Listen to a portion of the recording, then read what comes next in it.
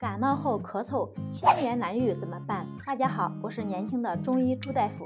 最近身边的朋友纷纷来找我咨询，家人感冒后咳嗽，白天动不动就会咳嗽，还会有清嗓子，夜间咳嗽加重，特别影响睡眠。其实生活中有很多人感冒后出现咳嗽，尤其是一些小朋友，感冒好了，可是咳嗽却千言难愈。中医上讲，肺主皮毛，肺气降为顺，肺气上逆就会咳嗽。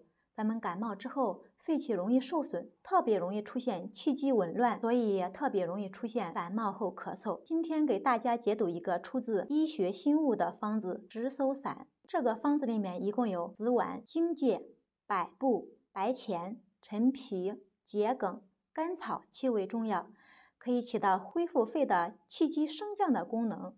肺的气机一正常，咳嗽自然就好了。其中方子中的桔梗善于宣肺，还善于化痰，清咽利喉，同时提升肺气，可以把肺里面的邪气向上向外赶。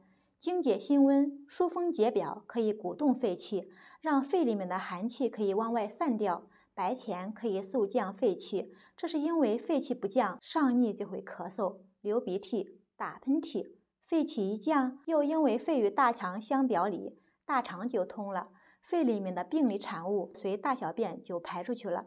桔梗升，白钱降，一升一降，肺的气机就正常了，咳嗽也就好了一大半。然后再用紫菀、百部化痰止咳，陈皮健脾和胃，理气燥湿，最后用甘草调和助药，补中益气，给脾胃提供能量。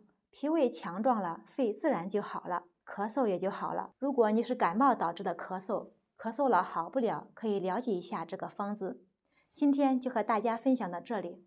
最后，如果你有健康问题，可以点击我的头像进入主页，看我的微头条进行咨询。